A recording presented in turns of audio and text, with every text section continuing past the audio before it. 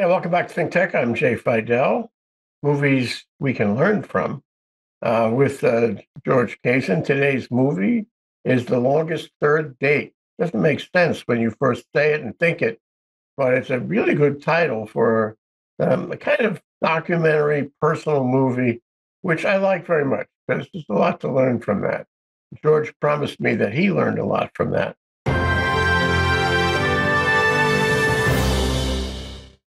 Welcome, George. The longest third date. I know you're brimming with reaction and wisdom about this movie. But before you do that, let me just say it's a movie about a young couple from I guess, the New York area, but he's got New England connections, as I recall. And she is the daughter of some Vietnamese immigrants. And it's obviously a multiracial movie, and it's how they went on one date and then a second date, and the third date they decided to go to Costa Rica, which was very adventurous of them. The problem is that COVID happened right there and then. You can tell this movie is 3 years old, and and it changed everything. It's real. It was filmed by them, of them.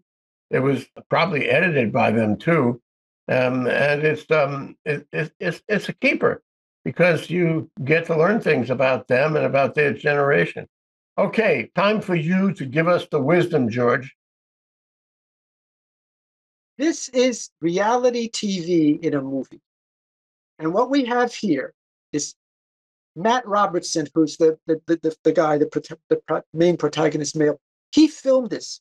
And it might have been edited by Hodge, who was the director a little bit too. But he was very involved with, Matt Robertson, with all the cutting and on the floor and all that of the movie, of the documentary.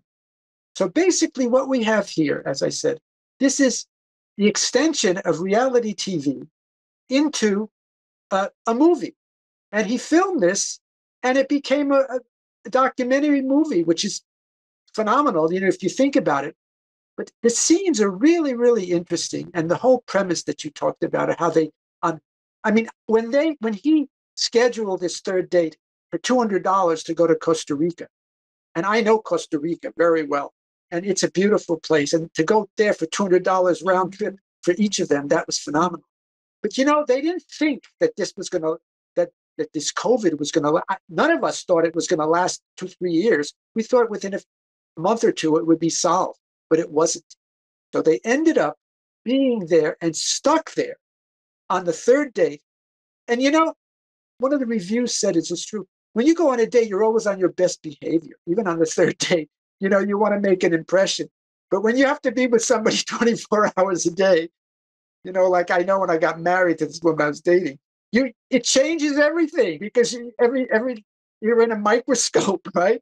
You're from the minute you got up to the minute you go to sleep. If you're in the house with them, you're dealing with one-on-one, So they get into a lot of things there, and it shows everything. It shows they had like this iguana that was running around. She gets bitten by these bugs, Costa Rica, there's bugs over there. And they have to keep moving around too. Because there's all kind of issues with renting here and there. They had the bugs and they had to move to another place. So it gets into all these, but profoundly for me, and you may want me to discuss the broader perspective later. It all has to do with reality TV. And you may want to put, I can do a little bit. Kardashians had no talent at all. I mean, let's face it, right? What they did is they got on this reality TV and they had all these different shows, right?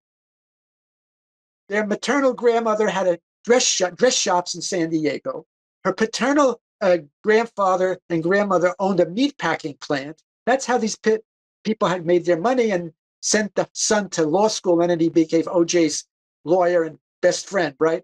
But the point is, you take this reality TV, and as Matt Robertson had done, and he was sort of a blogger, right? And you turn it into something that makes money for you. And these Kardashian women, they're following the family tradition, fashion and meat packing. Only the meat packing is their own meat, their own flesh, right? So we're talking Same thing here with Matt Robertson. He parlayed his idea into a movie, and I'm sure he's making a lot of money with this.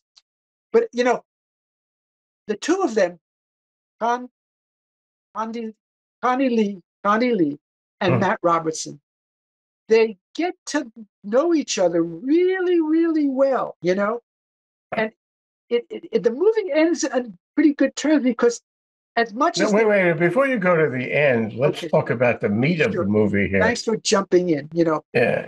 I thought, let me just sort of look at the other side of what you were talking about. I thought that this was a pretty good subject for a movie like that. Yeah. You could say it's very personal. You could say it's precious. Precious would be the right word. Yeah. It's all about them, about anybody else, and who cares? Yeah. But you do care. And the question is, why do you care? Why does this make a movie that you can watch from end to end and not lose interest the whole time? And it's because one is she's pretty. Oh Two yes. is it's a multiracial boyfriend girlfriend, Yeah. and three is because it deals in something fairly recent. That is what happened in the Caribbean over COVID. What happened? And I didn't know what happened in these hotels. This is all around hotels like Sandals. All those ads we see now. Come back to the Caribbean and enjoy, your youth and your vitality and your pretty women. Enjoy them, with all the benefits of the Caribbean. But you actually got to be with them. It's not just that they were with each other. You were there in the room. You were there watching them react, and I thought it was very interesting that the whole thing was interspersed with an interview after they came back. Yeah. They sat on a couch, quite a remarkable couch, in somebody's loft in Manhattan, and they gave you little vignettes about what they thought at this point and what they thought at that point. It's a love affair, but it's a New York rom-com kind of love affair, because it's not clear to me that any point during that scenario, during their experience in Costa Rica, that they loved each other, not in the classical romantic sense, really. They were kids. They had good lives. She was a computer programmer, and what was he? He's a lawyer. What was he? Oh, he was some kind of a publishing, I think, or something. Whatever. And they had nice careers. They had decent money. They were able to cope with New York. They were able to cope with the dating scene in New York, which is, that's hard. That's a hard experience, dating in Manhattan in the modern generation and hanging around the bars and the clubs and all that. And so you got to be with them in this Emile Zola-esque kind of experience. Take these two people in the singles routine in New York. I don't even know how they met. Maybe it doesn't matter. Maybe They it met was through Hinge. It was an online it was dating. online. They met online, which is ridiculous, actually. Yeah. They met online, and you take these two people from Manhattan and you plop them into the Caribbean in a hotel which is closing, which has all kinds of implications over COVID, and it's all collapsing around them, and you present them with this kaleidoscopic change of circumstances. Like every day, something happens because of COVID and the hotel business in Costa Rica, and they are challenged together, the two of them, with dealing with these kaleidoscopic changes. And you watch them, I don't want to say grow, but you watch them react. And your point is that, if you spend a lot of time with someone and you have to solve a lot of problems and deal with a lot of challenges, you get to know them pretty well, and you get to know their foibles, and maybe you'll even get to like them. And we'll go to the end in a minute, but I did not find it romantic, even though it was a kind of romantic comedy kind of thing, and it centered in many ways around her. Why? Because she had a good sense of humor about everything. She was the perfect Asian, out of New York, successful, smart, funny, lighthearted. You're not sure if she's kidding you when she says something. you're never sure what's on her mind. But she's happy, and she's happy even in dire circumstances. She's happy, and this is, it's easy to get along with somebody like that. And and the fact is that she was a great date. It was a great date on number one, number two, and continually on number three. And little by little, you got to know them and how they, interacted really, really well. But you never get to home plate with them. You never find that they tell each other they love each other. You never get them making long term commitments. They're forced into this situation, which lasted what, 60 days, more, 70 days, 80 days. 80 days, where they were forced to be with each other, and it was a good time, but not clear that it was more than a good time. I'll stop now. Now you can tell us how it all winds up. Precisely. Basically, you encapsulated the as it was going. Even there was some things where the truck got in the ditch and had to be pulled out by all the Costa Rican people. But in the end, what we find out, and even online now, that they're still together, and they have adopted a little dog too. So, but they're not married. They're not married. They're living together in New York. But there's so many young couples that are just living together. They're not getting married these days. So they're living in, and that's probably, that loft was their loft, right? And I agree with you that there was really, I didn't find that much real love between them, affection. It was sort of, they got to know each other and became comfortable with one another. But, I don't know how many marriages even are madly in love. There are a percentage of marriages, but a lot of it is just, you feel comfortable with someone, you get married because it's a link, with another human being. And then they have kids, and then, sometimes the marriage loses that initial attraction, but they stick together for the kids. And well, I think you make some really, really, really good points on that. And this is the generation that doesn't necessarily get married. Yeah. This is a generation that doesn't have the classical, Elizabethan love, the Renaissance love, and all the art and culture of Europe in the 16th, 17th century. All that doesn't have that. They managed to develop a kind of affection. They're not necessarily seeking anything more than that.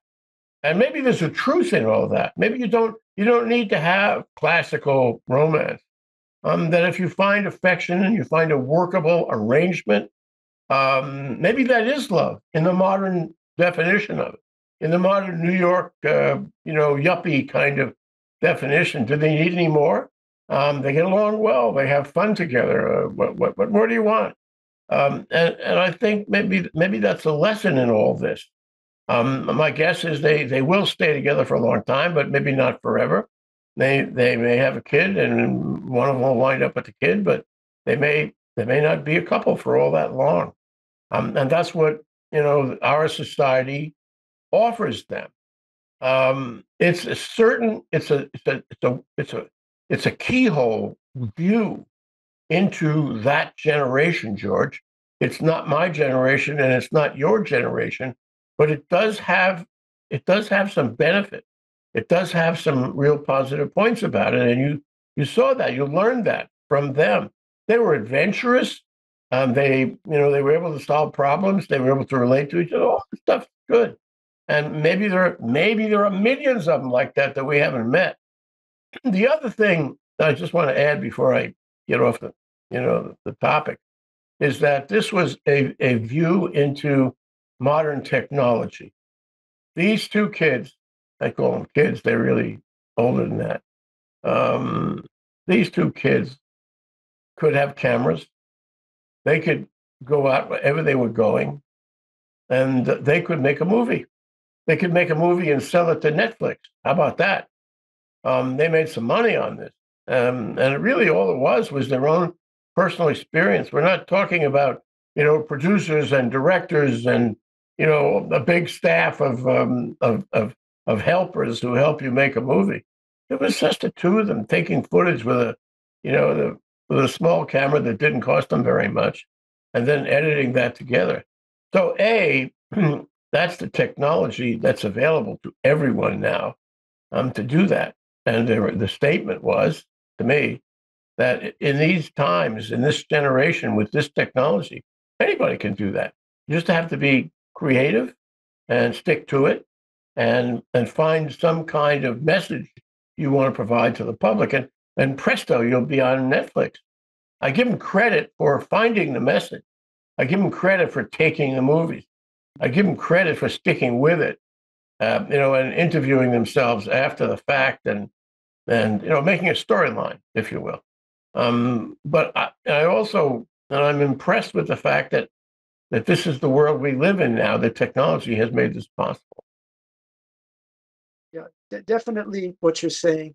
Now, she got to like him because he was initiating trips, he was initiating things on the date. Well, she said in her other relationships, she would have to do all the initiating of, trips and things to do on dates and stuff like that. And you know, he's sort of a nice guy, for her, as well. She's happy with him. So I lost my train of thought now. What I was going to say. Well, let me add this while you gain your train of thought back. This was about a Howley, Caucasian, waspy kind of guy from a waspy family. Yeah. Coming from New England and all that. And a Vietnamese woman. I had the impression that she was the daughter of a boat person family out of Vietnam, and who was a hardworking Asian immigrant who did well in school, who was smart, who really picked up the American shtick. Okay, but there wasn't one word in this movie about the racial, diversity between them. They just did not talk about that at all. You learned after a while that she was Vietnamese. You didn't know that at first. You only knew she was Asian and she had a family, all that from Vietnam. But they never talked about that as an element of their relationship, either positive or negative. Now, what I get out of that is that A, their relationship doesn't include that as a point of diversity. Just they don't talk about it or think about it. And I really feel strongly that that was the message. And B, I think it's probably a generational thing, maybe especially in New York. You want to go out with someone who's Asian, or an Asian wants to go out with somebody who's a Caucasian wasp. No problemo. It's okay. Nobody really gets concerned. Nobody worries about whether the parents will accept the other side of the equation. Nobody worries about having Papa children or anything like that. That's the world we live in, and I think they were telling us that, at least as far as they were concerned. She did mention at one point that she's her Vietnamese background. I don't remember specifically. That's the extent of it, though. Yeah, and that was halfway through the movie. And now I remembered what I was going to say. She is in much better shape. She's much more attractive than him. He's not that attractive a guy, but she liked him because of the way of who he was. His how he handled her, how he dealt with her and the relationship, and that's why she liked him, as opposed, as I said, to her other relationships. And these other guys that she went out with were threatened by this successful woman, and that's something that's very a lot of guys, macho guys, they're very threatened by women that are doing better than them, and he was not like that. He was an easygoing kind of guy, and I think that's what developed the liking between them. As you said, it wasn't a mad love, physical love relationship, but more like you said, an understanding. They just started to realize that they get along, and they know all the different, pluses and minuses of each other, even the negatives of each other, right? And they sort of being together for 80 days, being forced into this situation for 80 days. It was like a pressure cooker, where sometimes you'll date someone for 2 or 3 years and then you marry them. And then after the marriage, you realize that there's things that you can't tolerate, right? So, this is, in a way, this is another lesson that, and this is why a lot of young people today, they live together first. and they feel out the situation, right? And sometimes even if they get married, things change because then you're locked into a situation in a marriage, financial and other things that you're not really locked in. And then it sometimes goes sour once they tie that legal knot. So very, very profound, as you stated, in the whole relationship as they're. Yeah, yeah. Well, let's dwell for a minute on the problem solving, because that's the whole Costa Rica thing was one problem after another. And at one point, I remember she was really getting antsy. I want to go home. I had enough, Yes, but I yes, can't go home. I don't have options. of course. And he was really unable to help her because he couldn't go home either, and they couldn't go back to their jobs and whatever. So that but aside from that, where she kind of she got into a depression over it, a psychological problem, and dealing with the inability to solve that problem, and it was a major problem. There were a lot of little problems, like you mentioned how the rent a car got stuck in the mud, and I thought now that was a very interesting. This is real time; it's reality. Okay, and what happens is he drives the car into a mud puddle, a big mud puddle, and now they're stuck in the middle of nowhere in a mud puddle. What happens? How do they deal with that? A lot of people would have been very upset with the other person. I mean, she could have been very upset with him because that was a stupid thing, driving into the mud puddle. He didn't have to drive into the mud puddle, but she was tolerant. She didn't yell at him and scream at him and call him names, nothing like that. And he didn't collapse. He could have collapsed and said, "Well, here we are. Sorry about that, but we got to walk back 20 miles or something." No, he went to some local people there in Costa Rica in the town, and he said, "Can you help me pull the car out of the mud?" That was a creative move. Okay, so what you have is, and what could have been a disaster was not. They weren't mad at each other. They were both very understanding, tolerant, patient. Okay. And he was the agent for solution. So I thought that was a little vignette that demonstrated their dynamic. True. I mean, that scene, as you said, it was very, very interesting because she just took it in stride. I mean, maybe she was a little agitated, but nothing that you would think normally that someone would be agitated, right? So, Yeah. and even with the bugs and stuff, she had a very even keel personality, and they worked very well together. I mean, that was really, really good the way they, you know, understood each other. So, I think her person, and another thing I remember now is that I think I mentioned she was much more attractive than he was. I mean, and I think I found that interesting as well. That she would go for a guy for his soul. He was an ordinary looking guy. Yeah, yeah, And he didn't pretend to be more than that. He was a little bit oishkavavan, yeah. a little overweight. And he wore his hair in a bun or something. And I couldn't tell how good looking he was or not because he was not clean shaven at any point in the movie. But he was an ordinary looking guy. She was not ordinary looking at all. She was very pretty. I mean, tremendous personality, tremendous. You were fixated on that personality all the time. Yeah. And she had a real nice body, nice moves. Yes. The way she walked and held herself, and the way she jumped in the water to go swimming. She was really a beauty. Really. And so I think that was not a big part of their relationship. It was watching the movie how pretty she was, but I don't think it was. I don't think it was a major reason for him to like her. He just liked her attitude, and it all worked for him. And on his side, he was a kind of a schlub in many ways. He wasn't a hero, you know. He was the kind of guy who would stick with it, stay with her, work on it, take the initiative when necessary.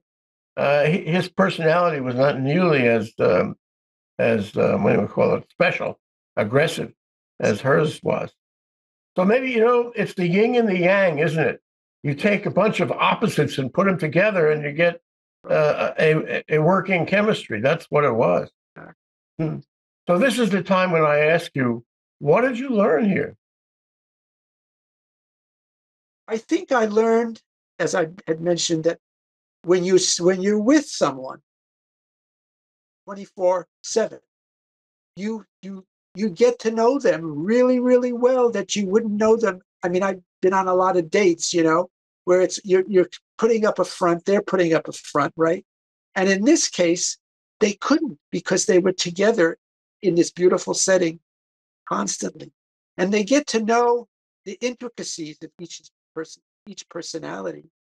And they get to feel very comfortable with each other before they go. And in my day and age, even, I mean, maybe when I was in the 60s, we had Woodstock and stuff, things changed, I mean, I remember the 60s, I was a Stony Brook.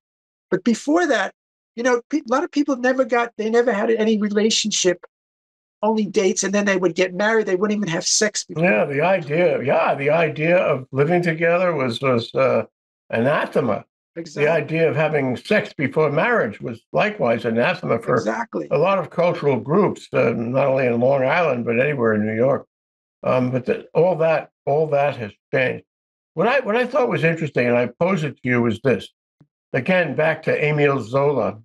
So you take these people and you pluck them out of their lives, their single lives in New York City and Manhattan, and you put them in a situation, okay, and you see how they react, and you learn about them. You learn about their dynamic together. And then you mentioned a lot of people, they live together and they may live together for years and never really understand each other as well as or better than this couple stuck in Costa Rica. They were forced to know about each other. So how do you achieve the Zola-esque change of circumstances in your ordinary life? What do you say your third date? Hey, let's go to Costa Rica. And incidentally, COVID is coming and they're going to shut us down as soon as we get there. You can't create that. No. Money can't buy that. There's no way you can recreate the forces around them, the circumstances that brought them together and kept them together. It was a lucky break. And I think they were telling us that, hey, they had a lucky break. To be forced together was actually a very good thing, right? One other thing, on the second date, he brings his Asian friend Mike along to make her feel comfortable that he's got an Asian friend that he did. And then her dad, finally at the end, she tells her dad where she is and she's living with this guy. And he's typical, Asian protective parent. And he's a little perturbed, that she's she's with this guy alone in Costa Rica. But so there's a lot of other interplay that we really haven't discussed there. But but as you said, this is there's a lot of profound things there in this movie. Well, I thought that the parental connection, especially on her side with the Asian father and all that, and mother, was actually very positive. He didn't get mad at her. He was like shaken, but not stirred. He wasn't going to beat her up. He wasn't going to disown her. How come you didn't tell me, sort of thing. That's all. And maybe this was acted out because this is obviously in front of a camera after the fact. So they had to find a way to have him present himself. But the message I got from him, he was a very likable guy. He was a sweetie. That is okay. It's my daughter. I love her. It doesn't matter. And I would have preferred from a Vietnamese point of view, she didn't do this, but it's okay. I trust her well enough to let her do this. And that's what she was demanding from him. You know me. You have to trust me. But you didn't tell me. Well, sometimes I can't tell you, Dad. I just had to make that decision. Okay, I hope you understand. And he did understand. The father, as you said, did not really get upset. He was just, he was very mellow for a dad, in that circumstances. I know. So I wanted to mention to you, George, that sometimes these movies where people take cameras with them on adventures Yeah. can be very memorable. I remember one. I was trying to find it about this young German guy who wanted a bicycle around the world. And it's not that long ago, although I don't think anybody in his right mind would try to do that today. And he and his friend got on bicycles and started to pedal around the world, through the Germany and the Balkans and through the Middle East and all that. I mean, this is very dangerous business, even in the best of times. And as I recall, his friend got sick, and so his friend had to drop off, and then he was alone, and he determined to go ahead, and he kept on biking and meeting people, and having these what I would call risky experiences. And I was very impressed with the fact that he kept on taking pictures. He kept on talking to you about his experiences, his gratifications and his fears, and you got to be there with him. And that's why these kinds of what do you call it, documentaries are so interesting, because you're there with them. You're part of it. You are that person.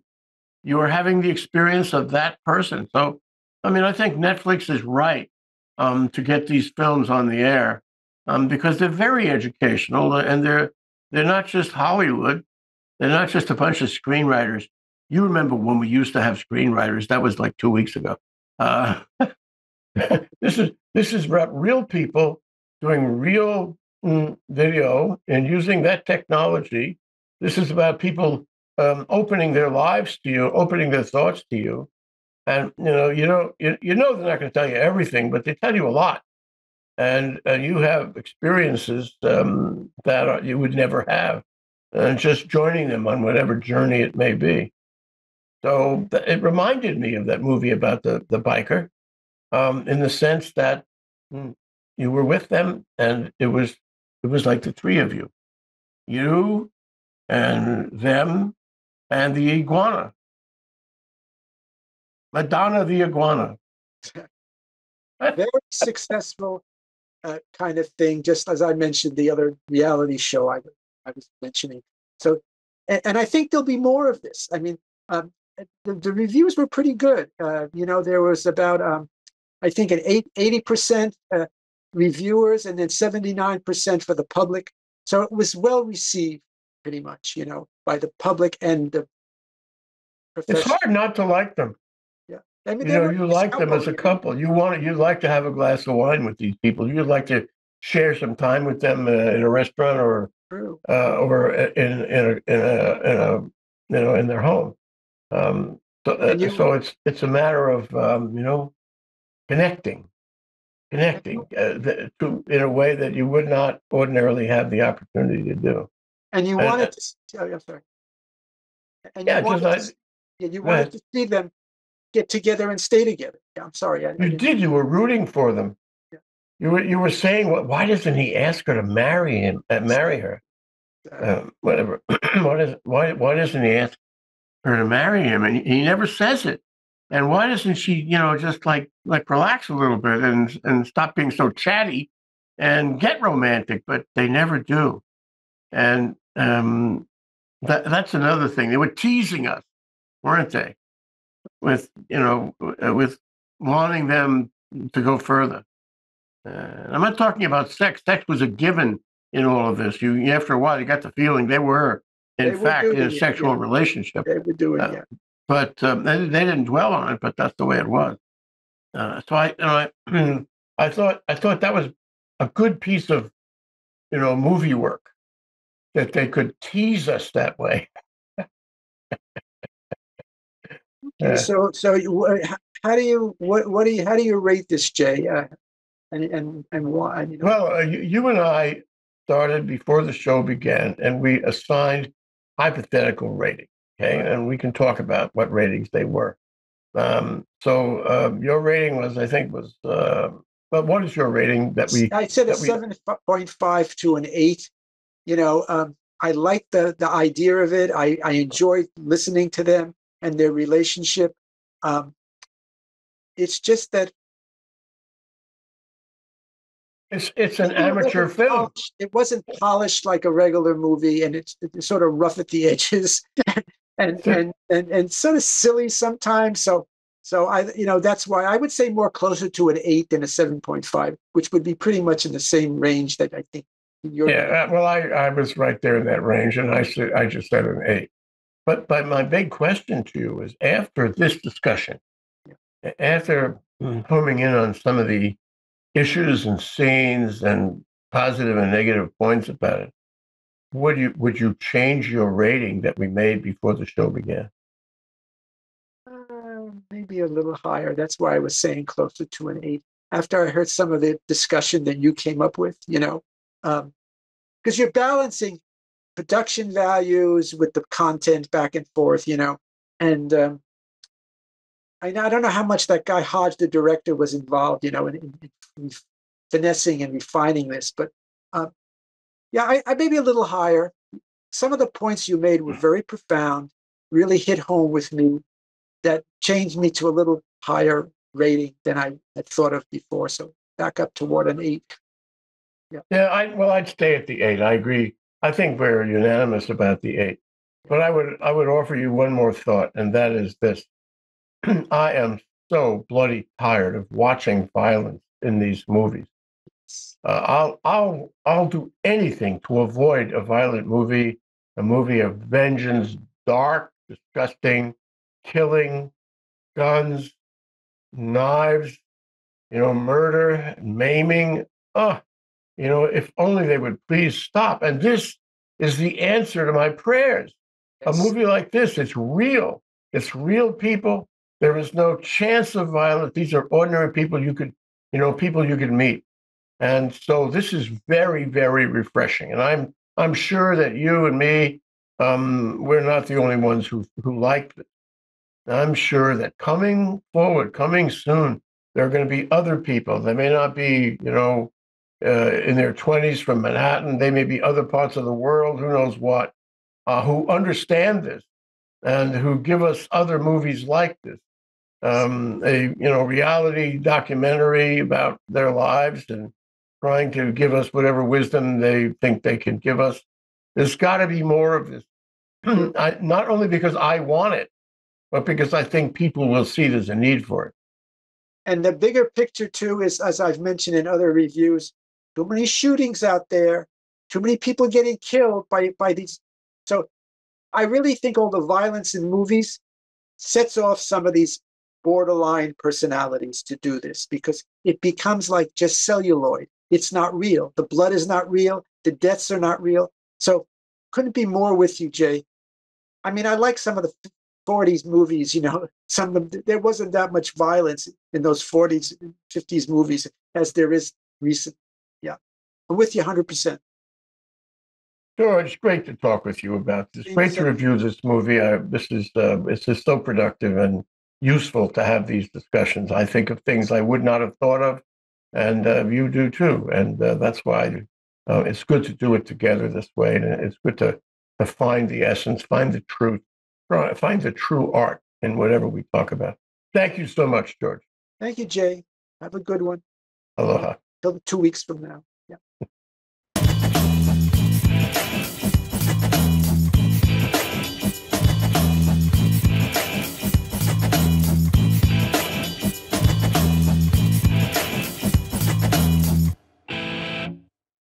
Thank you so much for watching ThinkTech Hawaii. If you like what we do, please like us and click the subscribe button on YouTube and the follow button on Vimeo. You can also follow us on Facebook, Instagram, and LinkedIn, and donate to us at thinktechhawaii.com. Mahalo.